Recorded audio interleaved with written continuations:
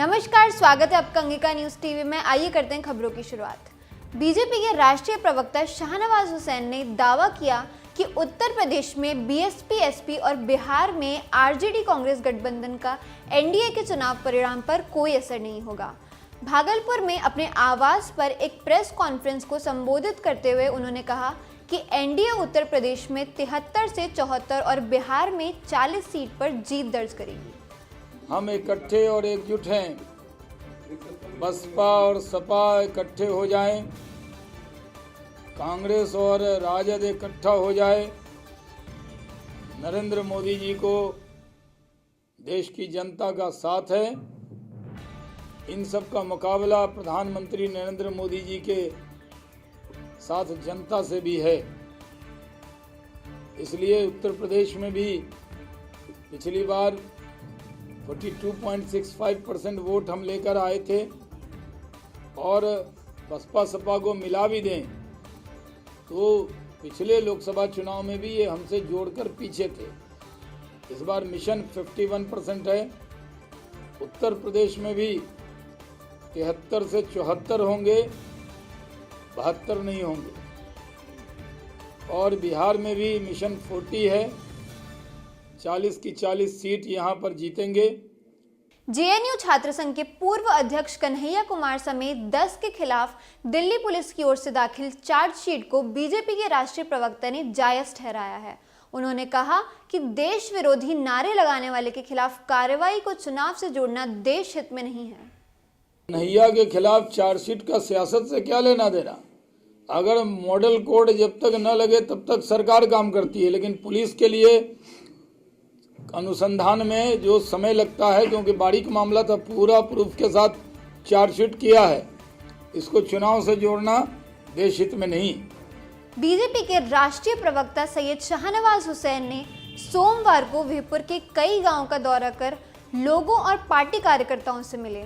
इस दौरान उन्होंने कहा कि मोदी जी का सबका साथ सबका विकास सिर्फ नारा नहीं है, बल्कि पुरानी आरक्षण व्यवस्था में बिना किसी परिवर्तन के गरीब सवर्णों को 10% आरक्षण देकर केंद्र सरकार ने इसे चरितार्थ करके भी दिखा दिया। नवगछिया के खिलाड़ियों ने बीजेपी के राष्ट्रीय प्रवक्ता शाहनवाज हुसैन से भागलपुर जिले में भारतीय खेल प्राधिकरण साइंस सेंटर खुलवाने की मांग की है। शाहनवाज जी ने कहा कि ये कार्य वे जल्द ही अपनी सरकार में कराएंगे ताकि यहाँ के खिलाड़ी अंतर्राष्ट्रीय स्तर पर अपने जिले, राज्य और देश का नाम रोशन कर सके। विश्व हिंदू परिषद की प्रांतीय कार्य समिति की बैठक भागलपुर में 25 से 27 जनवरी तक होगी। बैठक में विहिप के केंद्रीय महामंत्री मिलिंद परांडे, केंद्रीय उपाध्यक्ष जगन्नाथ शाही, दक्षिण बिहार प्रांत के अध्यक्ष पद्म भूषण डॉक्टर RN सिंह सहित क्षेत्रीय और प्रांतीय स्तर के कई पदाधिकारी भाग लेंगे। इसके अलावा दक्षिण बिहार प्रांत के 22 जिलों के प्रतिनिधि भी बैठक में शामिल होंगे। किऊल जमालपुर रेलखंड के धनौरी उरैन के बीच 9 जनवरी की रात नई दिल्ली भागलपुर साप्ताहिक एक्सप्रेस में हुई ट्रेन डकैती कांड में एसआईटी ने 3 लुटेरों को गिरफ्तार किया है। तीनों लखीसराय जिला के चानन गांव के हैं। पुलिस ने यात्रियों के लूटे गए मोबाइल और लैपटॉप भी बरामद किए हैं। टीएमबीयू गांधी विचार, अंबेडकर विचार विभाग, रूरल इकोनॉमिक्स और अंगिका विभाग के लिए सीबीसीएस के तहत सिलेबस तैयार करने का प्रस्ताव राजभवन को भेजेगा। इन विषयों की पढ़ाई केवल टीएमबीयू में होती है, लेकिन अन्य विषयों के प्रस्ताव के साथ इनका प्रस्ताव नहीं भेजा गया था। प्रभारी कुलपति प्रोफेसर लीला चंद्र साहा ने सीसीडीसी को निर्देश दिया है कि जल्द कोर्स का सिलेबस तैयार कर राजभवन भेजा जाए। आनंद विहार से भागलपुर आने वाली विक्रमशिला एक्सप्रेस में खाने के लिए ज्यादा पैसे लेने से गुस्साए यात्रियों ने पेंट्री कार में घुसकर हंगामा किया। इसके साथ ही उन्होंने डीआरएम को ट्वीट कर खाने की गुणवत्ता खराब होने की शिकायत करते हुए पेंट्री कार के प्रबंधन पर कानूनी कार्रवाई करने की मांग की।